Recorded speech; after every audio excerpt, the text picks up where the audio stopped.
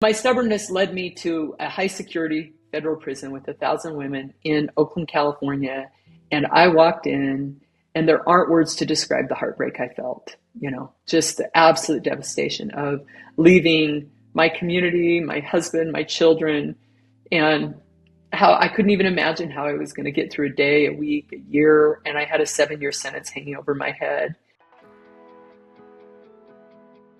This episode is brought to you by Pause, Breathe, Reflect, the app that can help bring more mindfulness to your everyday moments. Imagine what would be possible if more people could live more mindfully. Hey there, my fellow like-hearted humans. It's Michael, and this is the Kintsugi Podcast. This week, get ready for a wonderful story of connection. We'll start here. There are not many certainties in the world, but here's one. If the FBI comes to your house looking for you, you know it's not a good moment. And that's exactly what happened to this week's guest. They were looking for her. Weeks later, in a federal court, she was sentenced to 84 months in prison, 7 years. She had to leave behind her husband and her kids. Before the FBI paid her a visit, she was getting after it, striving, doing the hustle and grind thing, flipping houses, trying to be like an HGTV personality. But her ways caught up with her, and she was sent off to prison. It was an experience that would break many of us, and it broke our guest. But what she discovered while she was in prison was a way to heal, to fully connect, and connect with her fellow inmates. What she saw was that their stories were in her story, and vice versa.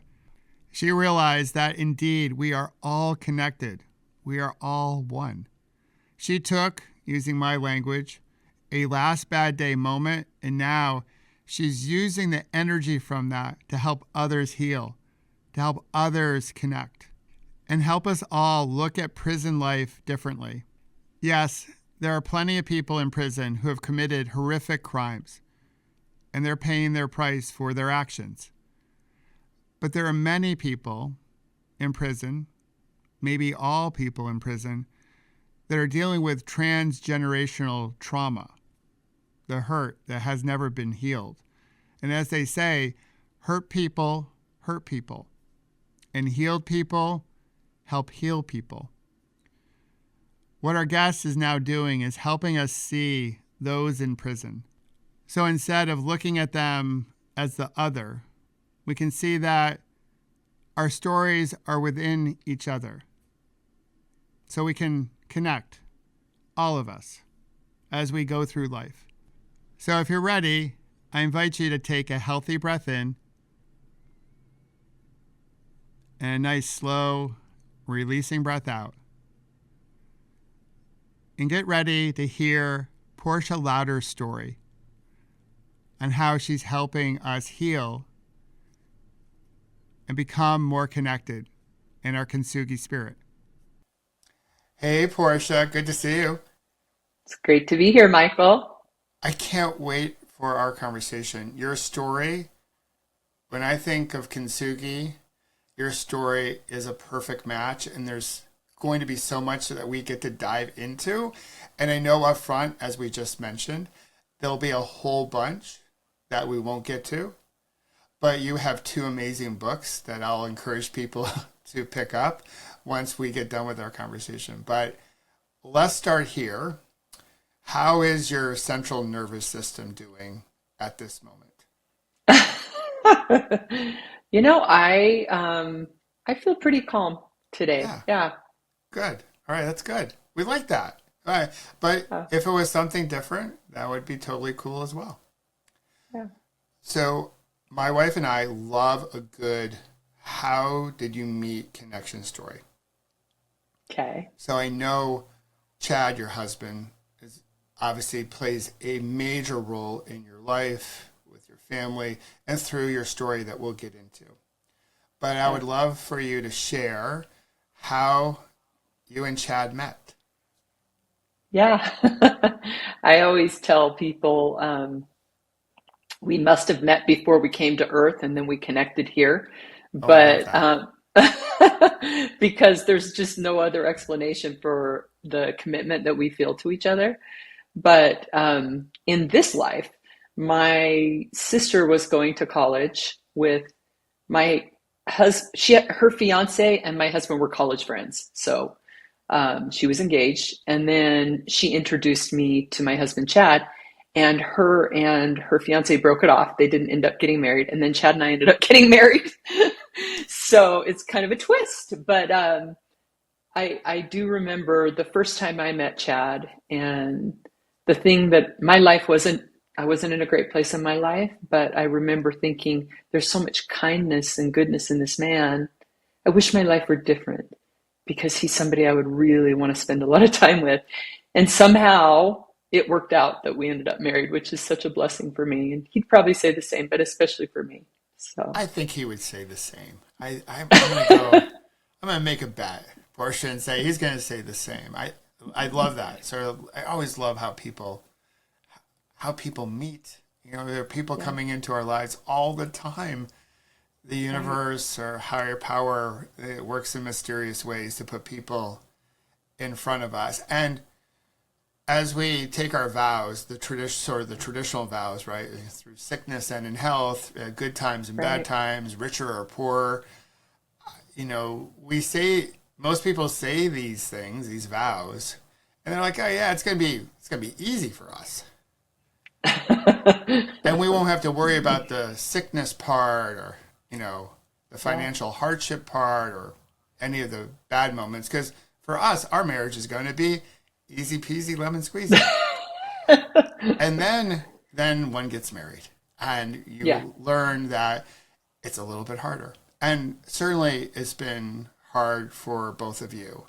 So I Yeah. would love for us to dive into your story by starting in 2015. So it's Okay. February 16th.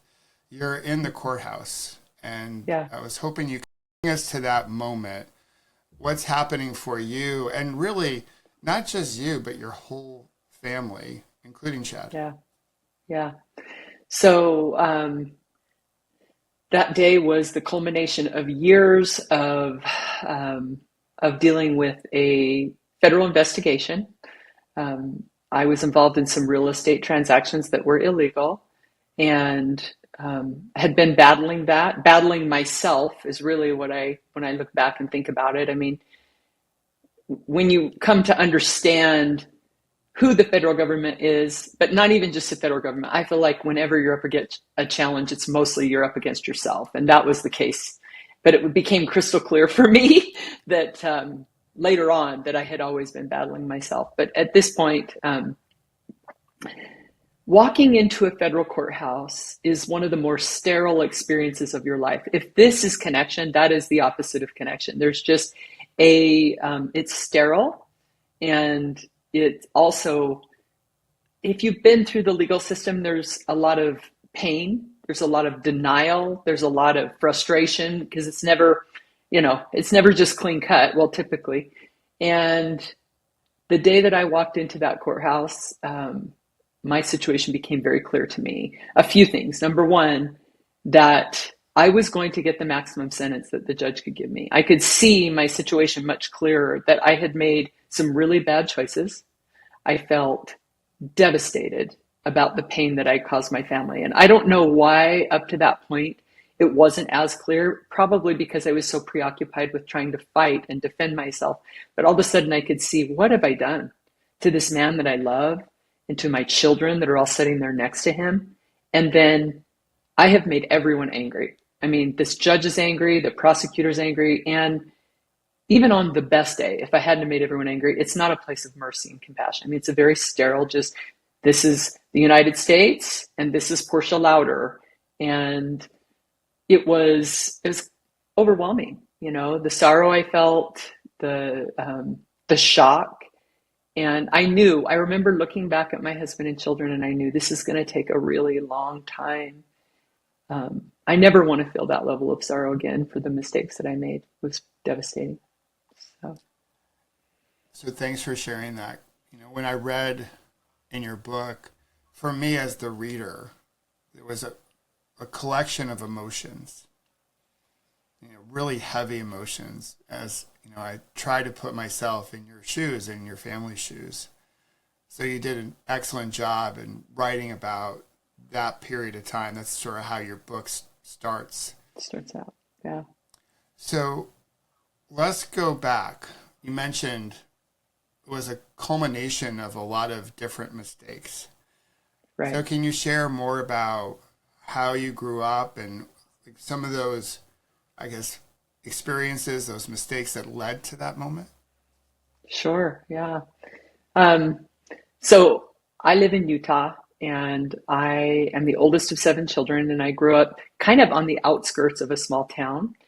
Our family was pretty non-traditional for Utah. My mom was like a super hippie, very loving and compassionate, but my dad was a Vietnam vet with PTSD. And so the lack of structure was frustrating for him. I think I was probably a little frustrated too, even though there were so many beautiful things about the way I was raised. I loved the creativity. There was a lot of connection between me and my siblings and my parents. But by the time I was 12 or 13 years old, I was, first of all, very stubborn. I had decided I was going to do what I was going to do. And because I really hadn't had any boundaries, it was like, good luck trying to instill them now, And also, I pretty much decided that what boys thought of me was the most important thing. So it was just this need of external validation at that point. You need someone to complete you. Correct, right. And that led to difficult teenage years. I mean, I started dating boys that were much older. I think I was 13 and they were 16, and then it just continued to progress. I guess I thought I was pretty fearless, but I was just willing to do anything at any time to have a good time. And by the time I was 17 years old, I was pregnant with my first child. And so I moved out of my parents' home and I moved into a low-income apartment. I was on welfare and started trying to raise my son and provide. And I was just so young, and again, thinking, well, if I just get married, I just need to find somebody that will take care of me. Everything will be okay. And so I did. I got married to someone much older than me. He was 10 years older than me, and had no idea. I knew him a month when we got married. His offer was, hey, I'll take care of you if you marry me. So it wasn't true love. No, it was a transactional endeavor. So you're right at this point in time. I just want to check us on this. You're 17. Right. You're a mom of one child. This man right. of 27 comes and says, hey, let's get hitched. I'll take care of you. And right. You're coming from a place of, I still need someone to complete me because I don't, the way you're talking to yourself is that you're not enough. So there's something missing. Correct. And it must be a man's missing. And so this transaction sounds pretty decent. Right. Yeah. And it wasn't great, as you can imagine. I mean, a 17-year-old married guy, it wasn't going great. As a father of 2 daughters, Portia, like for me, like reading through this part of it was like, oh my gosh, and this is no judgment on your dad, just for me as a dad, is just like, holy cow, it's a world that I didn't experience when they were going through their teenage years. So you brought me into your world, and there's an empathy and a connection that I had reading through these early years. So again, as I mentioned up front, like, thanks for sharing this, because it does start to paint a picture of like what was happening upstream that led to that day in federal court. Yeah. My poor dad, I mean, he used to call me the freight train that wouldn't stop. He's like, you just keep going and going, He's like, I wish you could just stop. And I love my dad. He's amazing, but my kids will say, who was your hardest child? Portia. Who was always Portia, because I was so stubborn, So, yeah. But anyway, those years were difficult. I lived outside this little town, and it was so very small that I had never been on an airplane, never been to the city. I mean, you have to imagine when, the capital of where you live is about 5,000 people. And so the outskirts was, just out in the country. And so I don't know how much after I got married, my dad got transferred for work to the city in Utah, which is Salt Lake City. And I had never been there. Yeah. And it was kind of an awe-inspiring moment for me when I drove up with my son to visit my parents for the first time and thought, wow, like I just left this little town. There's like a whole world out here. Maybe I could have a life. I could get a job. Something could be different. I went back and I told my husband, I want to go to the city and get a job. And he was like, oh, I'm never leaving this town. Yeah, you're on your own. Go ahead. Let's get divorced. Oh, wow. So like, he was like, no, small town life is for me. You want to be a big city girl. And I live outside of New York City. So for me, Salt Lake is like a place, or Park City would be a place that you would go vacation to. Right. And so, which then just underscores that everything is relative. Right. So he's like, no can do. Oh, yeah. I ain't moving. Just as a point of reference, how small was your small town? Do you remember the population? Yeah, I would say 5,000 to 8,000 was the population, but I had been living outside of that town. I had moved into the town in a low-income apartment. And so when I came to, Salt Lake City, it was the city for me. It was the biggest city I'd been to. Biggest city, yeah. So they have sports franchises and entertainment and restaurants and like the whole shebang, and the beautiful it just mountains. Looked like lively. It looked lively, and I thought, there's a different life for me. Like I don't belong in this town. Yeah, there's an energy to the city that's like, like I can tell with your energy, like I'm gonna eat this up. This is gonna be amazing. That's exactly. So here comes Portia to the big city of Salt Lake. Then what? Then what happens? Well, I got a job, but I found out I was pregnant shortly after I moved. So, here I am now, I think 20 years old, and I have a child, and I'm pregnant with my second child.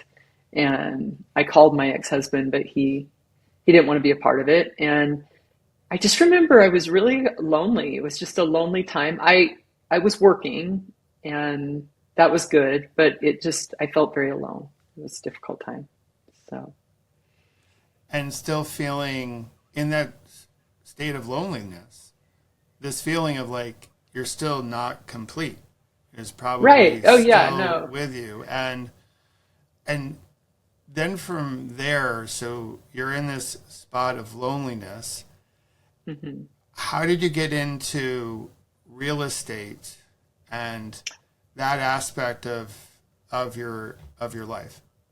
Well, a lot happened before that, but I'll speed it up because it's a lot. My main career was a photographer. That's what I was doing at the time. I was a single mother for a while, and then I ended up meeting my husband, Chad. And when we got married, I had a pretty good shot at building a new life, and I recognized that was, I had also struggled with addiction. There were lots of things that kind of led me to this place where I wanted something different. And that was about the time I met Chad. And honestly, I was done thinking that men were going to solve my problem because I had tried multiple times with relationships that hadn't worked out, and started focusing on myself and got sober and started working on being a better parent. And then I met my husband. And Chad's pretty amazing. He really is. He had just graduated college. He had his life in front of him, a good life. And my life was kind of chaotic. And we got married and started building a life together. And I built a company. It was Photography by Portia. Started out doing 20 or 30 weddings a year. And within a few years, because I do have that energy of go, go, go. Well, first of all, I had 2 more kids with him, which is just what I seem to do. Yeah. Bam, bam, bam. Hey, 1 of 7, Portia. Now you're having 4 kids. I know. And again, just from a timeline perspective, you meet Chad. You guys are in your early 20s. Later 20s. Later 20s. Later 20s. Yeah. And but as we would say in New York, Chad would be considered a mensch because I don't know. I don't know a lot of guys who have the maturity to say, "Hey, I'm in my 20s. I've met someone. She already has a family, and I want to sign up for this." So this, again, the universe bringing you guys together. And one thing I want to share with all the listeners: if you believe that you need someone to complete you, I will say, no, you don't, because you are already complete. And and that's a lesson that we all, I think, face at one point or another in our lifetime. And you had to learn this lesson that you didn't need another person to complete you. You were already complete. And that's been one of the longest journeys. I mean, I have arrived at that place, but boy, I think it's such an important thing to come to know who you are, what your worth is, and who you are just by yourself before, but it's a connection piece of like connection with who you are. That's like, once you get there, that is powerful juju. It's so powerful. Yeah, it really is. So I mean, Chad's amazing. I think he was intimidated, obviously, to take on children and stuff, but he loved me and he was great to the kids. He adopted my kids and we started building this life. And I mean, my photography business just really boomed. It really grew. And Chad had a career as well. And I had the 2 more children and then started building a new home. And it was mostly because I wanted to put this photo studio in the home, but my business was growing so fast, I ended up doing a separate studio and the home. And about that time, real estate, I mean, this is 2004, 2005, and in this country, real estate just went wild. In fact, in my neighborhood, lots had doubled in less than 6 months in value. The price, like, they went from, I think, $60,000 to $120,000 to buy a lot. So I'm like, I'm in. My parents were entrepreneurs. I'm thinking, I'm gonna invest. I'm gonna pay off our home. I'm gonna set myself up, and now I won't have to have nannies taking care of my kids while I'm running my photography business. And it all just made sense. My parents always bought and sold real estate. It's like, I'll just jump into this. And in the beginning, that's what it was. I was in way over my head. I mean, I have learned the value of balance, and I've learned that money is just not worth as much as we think it is. Like, there's other things that are so much more valuable, like peace of mind and time. But I was in over my head. And about that time, I had a back surgery and I relapsed, started using prescription drugs again. And when I my brain is different. I mean, I know some people can take an opiate for pain, but the second I do, my brain goes, oh, this is the way you're supposed to feel. This is the real you. And I make terrible choices because I get so aggressive. Like, my nature is aggressive. So I'm not just using these pills now. I'm hustling. I'm buying and selling. Yeah. The adrenaline is kicking in. Yeah. You're exactly. Just going to warp speed. And around that period of time, that's when the whole house flipping boom really happened, right? People were flipping houses. HGTV was on fire because everyone wanted to learn how to do this to make a quick buck. Right. And so you fell into that. Yeah, absolutely. I thought, I'm going to get a piece of it. I'm not getting left out, Absolutely. This is easy money. Like buy a house, do a little reno, sell the house, make some profit, take the profit, buy the next big house. It seemed pretty simple. Yeah, it wasn't. It got really complicated. Started out like that, but So, I get into it, a few years into it, and I have a whole subdivision under contract. I'm trying to build new construction homes, and I have, money going here and money going there. And then equity deals, which means that you take a house, you borrow more, you take a home equity line of credit, more money against the house than it's even worth. And then you flip it and you use that money to buy something else. It's pretty much a real estate Ponzi scheme. And that's what I got involved in, were those types of deals. And, I remember when the FBI showed up, so scary. Nobody wants them to come to their house. I promise. It's terrible. Yeah, never it's definitely a day you're going to remember. The FBI ringing the doorbell or Yeah. knocking or whatever they do. Yeah, Yeah. you're never gonna forget that moment. Yeah. It was sickening. I still remember as you say that. It was pretty sickening. Yeah. It's awful. So, So in that moment, they're there. Chad's probably there, and they say, "Hey, yeah. listen, you're in trouble. You're in trouble, lady. Uh, Yeah. we're taking you in, and Chad is your husband. Probably has to make a decision because he probably has some knowledge of Yeah. what's happening. Like, Correct. how Right. will he cooperate, and all that. So they pull you they pull you away. Mm-hmm. We'll fast forward a little bit to again go into the the courthouse, the federal courthouse. They sentence you to 7 years, and Yeah. they send you off. If I have my memory set, they send you off to a high security prison, That's right. Yep. A federal which prison. yeah, which is the highest level, right? If I know prison staging, if you will, or security levels, which I'm not an Right. expert on by any means, but in essence, this was a white collar crime, if you will. Right. Right. And here they send you off. They sentence you to the maximum sentence, Correct. 84 months or 7 years, 7 years. Mm-hmm. a high security prison, which again, I can't fully comprehend why they would do that, but maybe you can shed some light on that. So can you bring us then up to this early part of your prison life, because Yeah. now 4 kids, husbands left behind, probably in financial difficulty because of all this Right. and paying all the lawyers and all that jazz. And can you Yeah. bring us to this period of your life? Yeah. Yes. All of that. It was financially devastating. Everything. We just lost everything. I fought, hired lawyers, and my children, the saddest part is really just that they grew up with this stuff hanging over their head because it went on for years. And then by the time I finally walked into prison, Chad made the choice to stand by me, which brought about an indictment for him, which was a conspiracy charge, right? Because he was there and he wasn't involved in those deals, but being aware of a deal is the same. So they hit him with a conspiracy charge.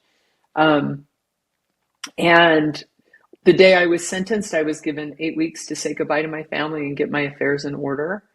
And that was shocking to me to leave the courthouse and be my whole view shifted to really recognize how foolish I had been to trade something as valuable as time and connection for money. Like it just seemed like how could I have traded everything I care about, my children, all these beautiful moments I traded for what? And the last 8 weeks I spent just watching my children sleep and driving them to school and sharing every tender moment, lots of tears. And the day came where he drove me to a federal prison in California because they don't have them in Utah. And so we drove 14 hours and I walked into a prison in Oakland, California. And it was high security. So there was about 1,000 women. I was expecting to go to a camp. They put a management variable on me. And I think it was, I don't know, it actually worked out in my favor. I just made everybody mad because I'm stubborn. I pretty much asked the FBI to take a lie detector test. Oh Yeah, wow! yeah, yeah. I wasn't humble at all. So you So, didn't you've changed a lot, Portia, but not from the stubbornness that your father would say that you were right. growing up, right? So that's still a thread that's part of who you Yeah. are, and it probably has helped you in so many ways to be gritty, and that stubbornness probably helped you as you served your time.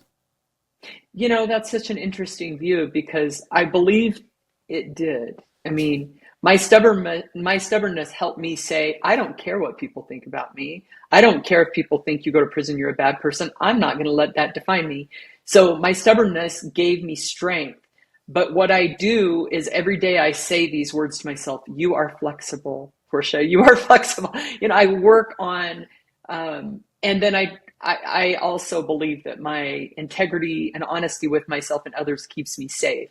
Like I take accountability so that I don't give people power to put me in places like prison or, or, it's interesting. We think prison is an external thing, but it's an internal thing too. There's a lot of people in prison out here. And so I don't want to be in more so an internal prison. Put me in a prison, I can be at total peace. By the end of my sentence, I was.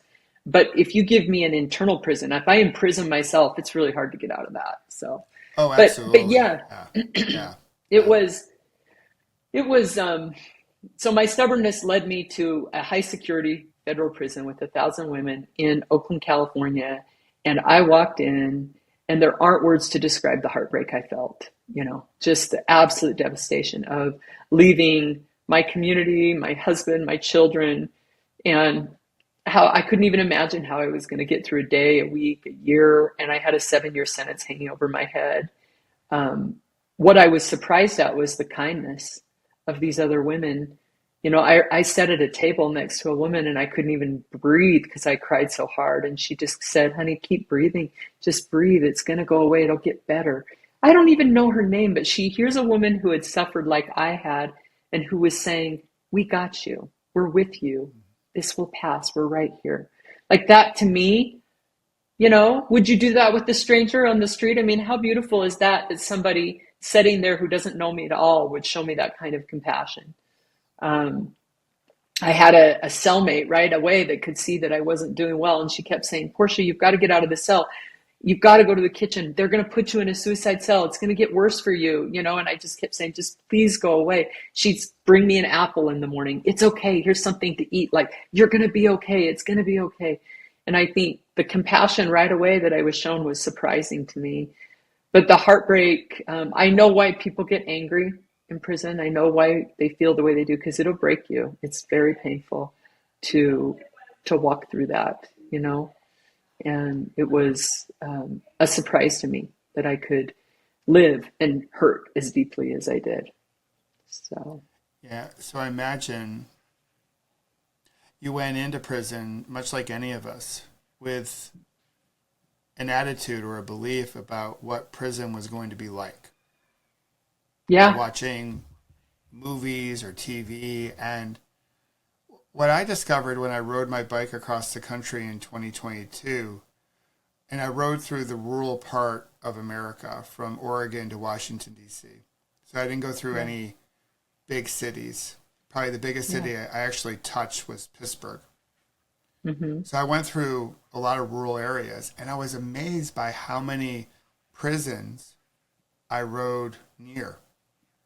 Yeah, And it made me reflect, because I had a lot of time on my bike to reflect on this. But sure. I think we put a lot of prisons outside the main street view. Oh yeah, Away. We're going to put these people away, out of sight, out of mind. right. We will other them. Right. They're bad people. Right. Yeah. And certainly in our prison system, there are people who have committed horrific crimes. Sure. But in your writing, you share a lot about how some people arrived in prison from Right. years of trauma when they were younger and Right. using drugs to numb their pain, which then Right. led to dealing drugs and other crimes. Right. And so you mentioned just a second ago about the kindness that was given to you by complete strangers Yeah. in this moment.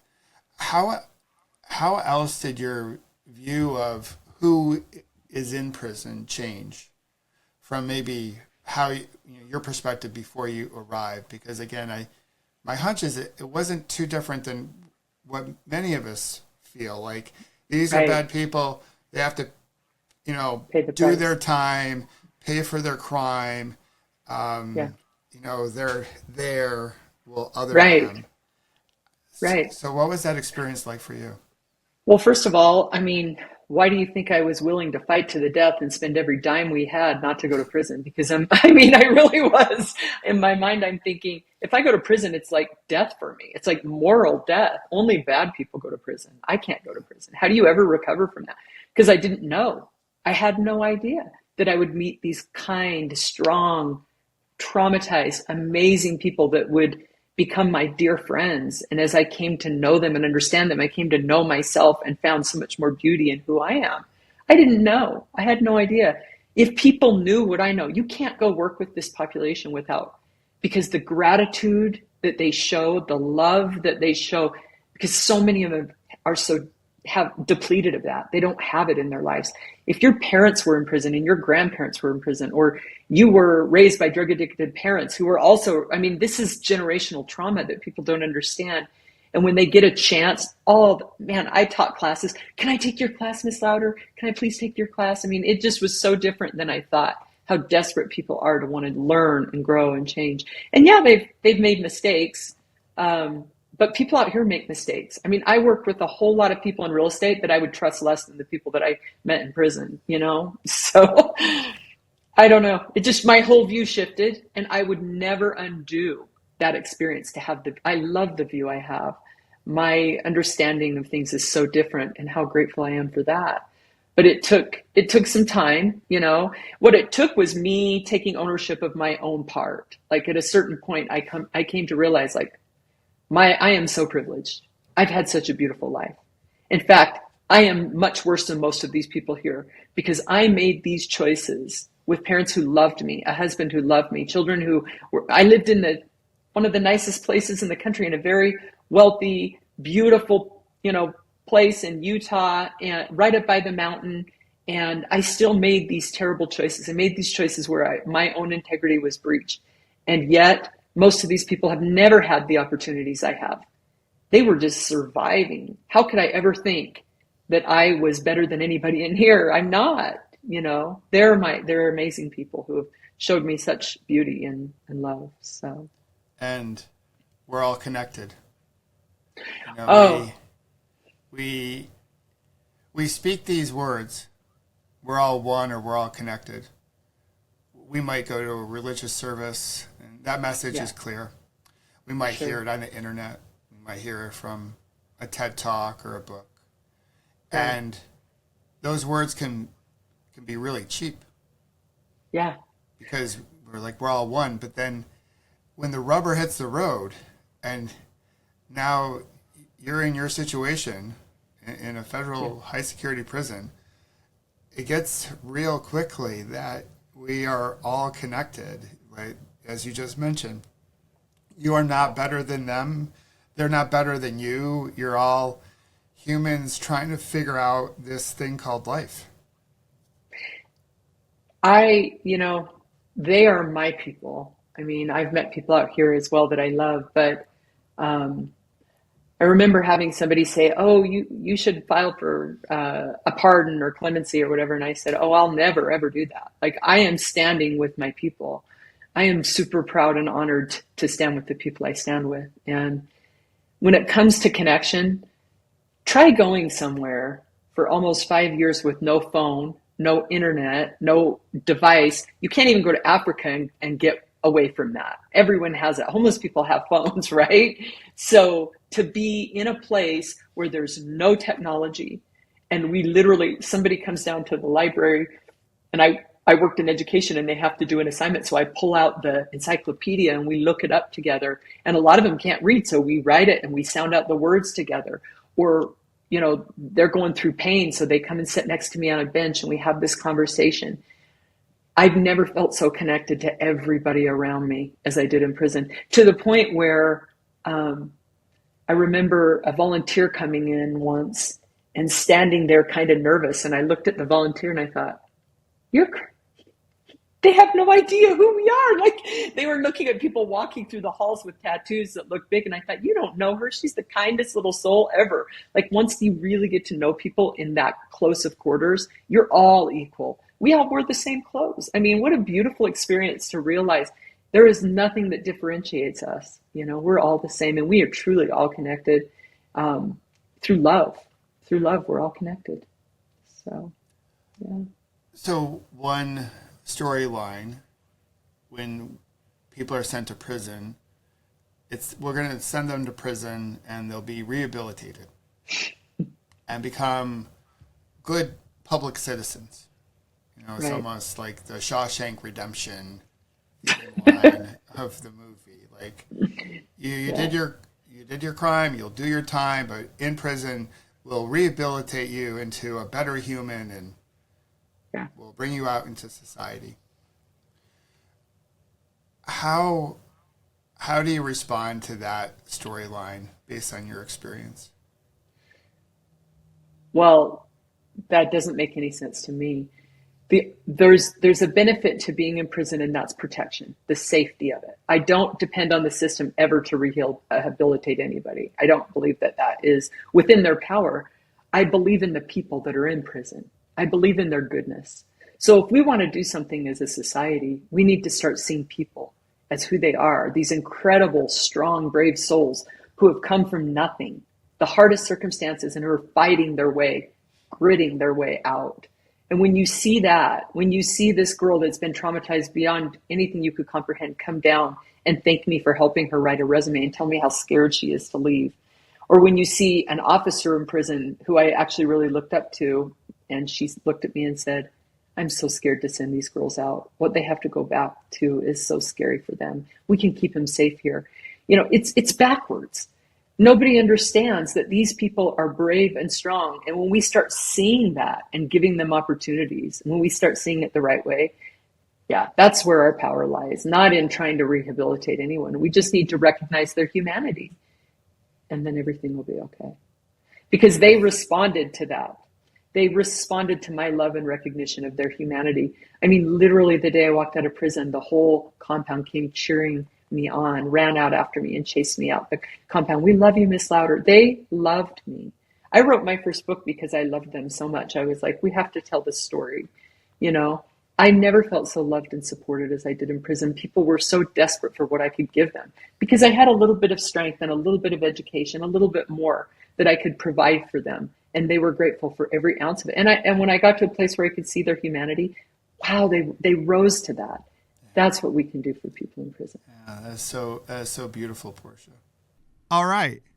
Now feels like a good moment to pause, breathe, reflect. And when we come back, Portia will share what she discovered about how we're living after she left prison and the work she's doing today to help us heal and connect with each other. So wherever you happen to be, come into a dignified posture. You can close your eyes if you like, and we'll connect with the breath. So let's drop in. We'll begin with a healthy breath in. If you can, breathe up through your nose. And offer your attention to the breath. Placing your focus on wherever you feel the breath most clearly. And releasing the breath, and as you do, relaxing into this moment. Nice full breath in, and a relaxing breath out.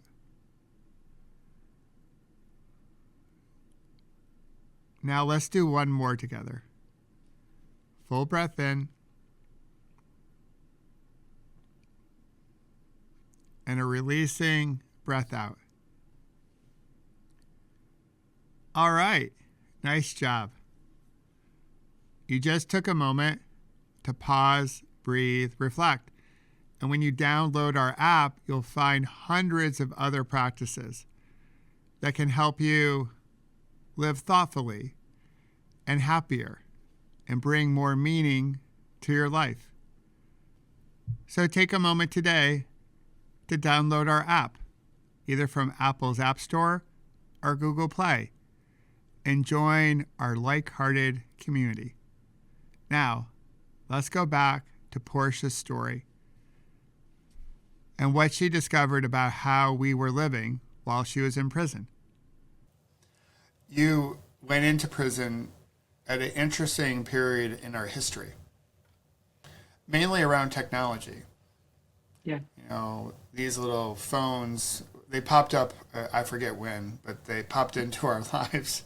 Right. So you went off to About the prison time I left. Bam, bam, bam.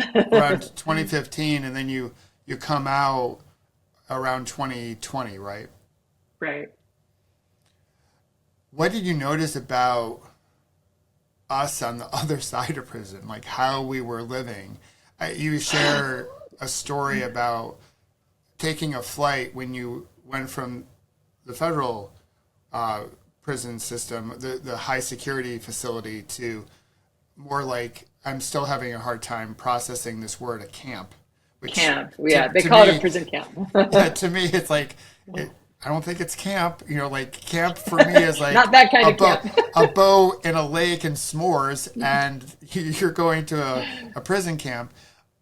But you went there first. That was your first, I think, exposure to the outside world. But then when you finally came out of the prison system, what did you notice about how we were living with our phones, with each other, with ourselves? I would love for you to share more about that. Well, it was such a surprise to me. I mean, I had been in this enclosed environment where everything was connection. I mean, you eat at tables with each other, you sleep by each other, you're waiting in line at the shower to get in the shower. I mean, there's this, everything's connection. You go for a walk outside together, and I get on an airplane, and there's two guys sitting next to me, and both of them didn't even say hello. I mean, they had their phones the entire time, and I was like, so surprised they didn't want to ask me who I was or have a conversation, because anyone that comes into prison, you're going to say, hey, where are you from? You're going to ask that. Like, nobody would ever do that in prison. If you're reading a book and someone sits down, oh, hi, are you new? You know? So I was just like, I don't want to be here. I was relieved when I got, I landed, tell a taxi driver, can you take me to the prison? It was so funny because his response was, why are you going to the prison? And I said, that's where I live. Well, there's only bad people there. I said, well, I'm going there. Uh-oh. I hope not, because that's where I live. But and he was really sweet when he got me there. He like, call me anytime. You're a lot different than I would have thought someone going to prison would be. But I felt relieved when I walked in. I was like, I'm back. My people, I'm safe. Like the outside world is scary, And it took me a while when I got home to find people that I could connect with the way that I connected out there. So, and part of that is like the conversation we're having today, right? I mean, this is why I'm doing this. I feel connected to you, and I'm able to, I'm stubborn. So it didn't take me long after I got home to decide I really don't care what anyone thinks or what anyone says. I'm going to just do life the way I'm comfortable doing it. And that's being very open, because that's what I did in prison. It made me happy. So, Absolutely. Absolutely. And I'm right there with you on the weirdness of getting on an airplane and coming into your row, and two people are already there, and you sit down and no one even acknowledges you.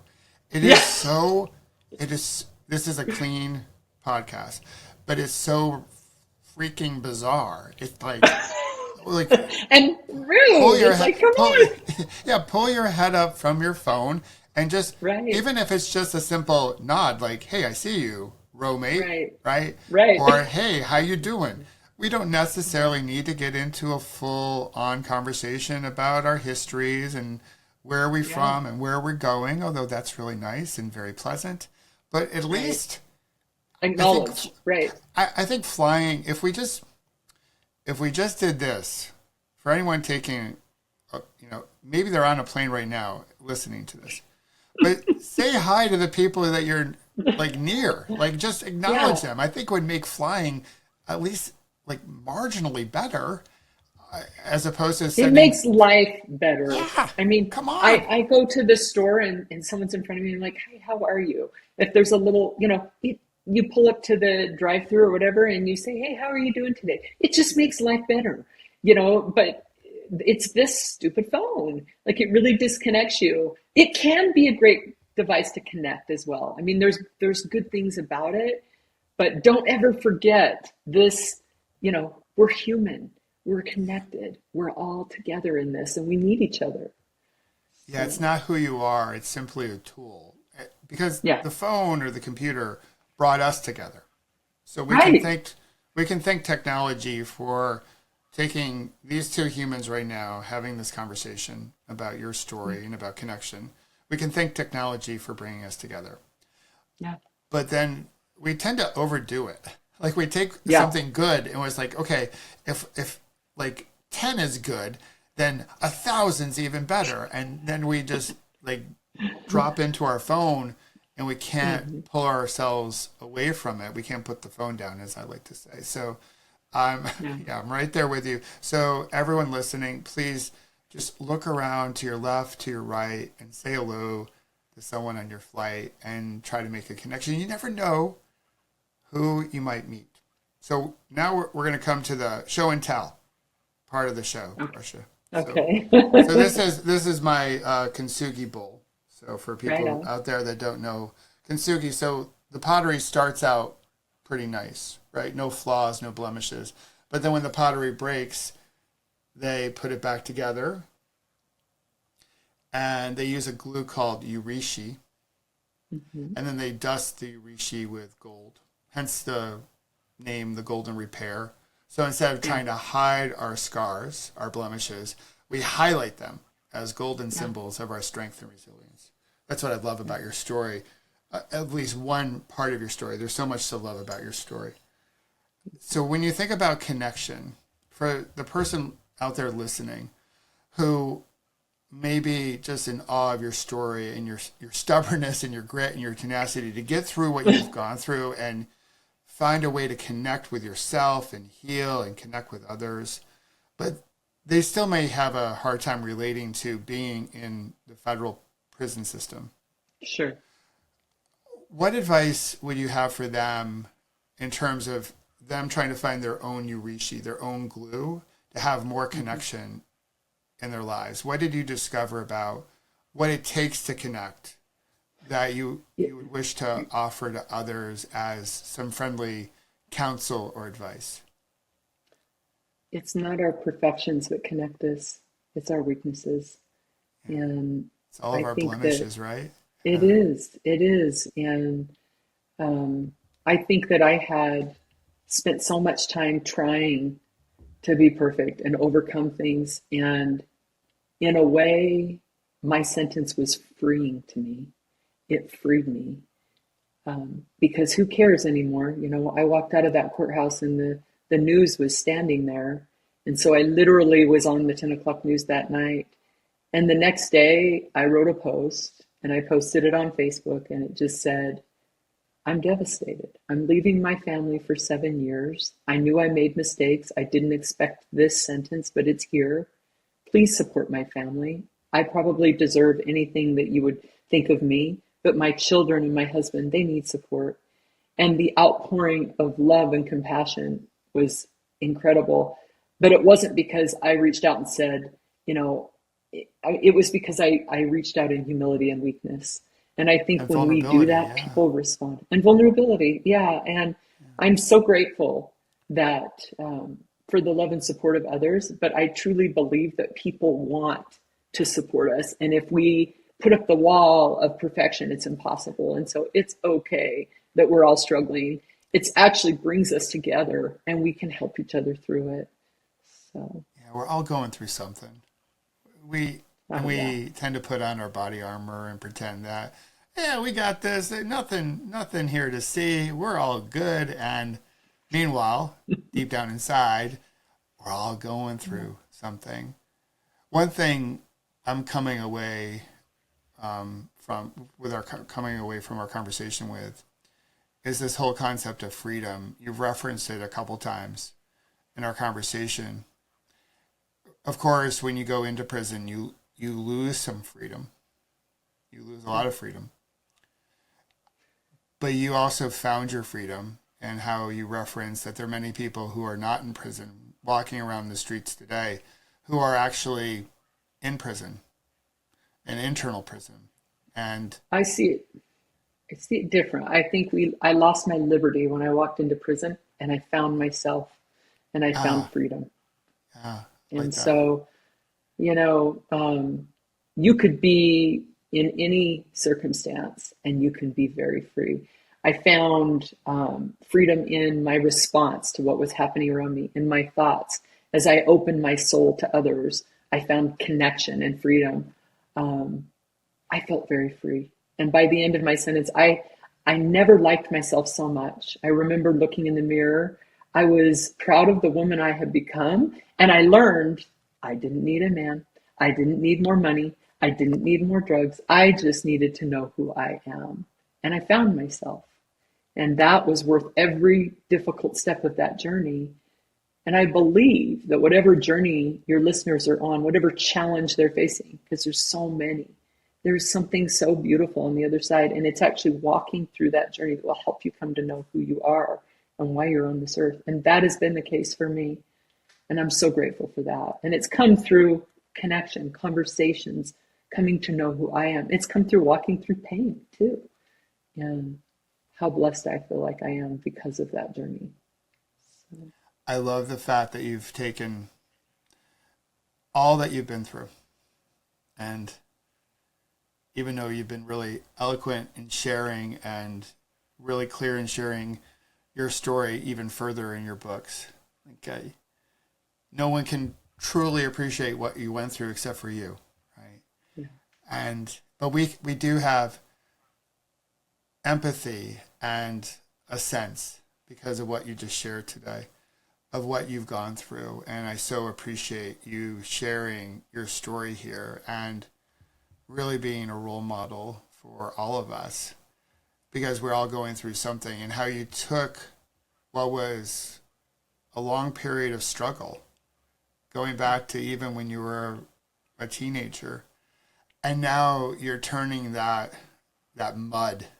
There's a quote from Thich Nhat Hanh, a meditation teacher, no mud, no lotus, that sometimes we have to go through the muddy stuff in life, the muddy moments, the tough moments that we just want to get out of in order for the lotus to blossom, because the lotus on that lily pad in the pond has to grow through the muck and the dark and the dank and all that. And you really do embody our Kintsugi spirit. And I just want to thank you, Portia, for sharing your story in such a raw and vulnerable and powerful way to help others today.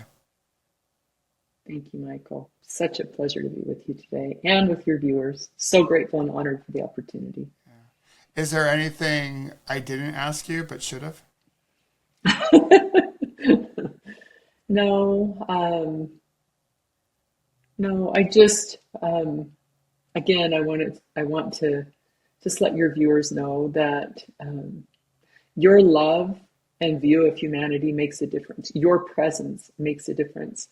Just the fact that you're listening to this podcast, and if you're listening to my story and you have any compassion for me, I would say have more for the people that I met in prison.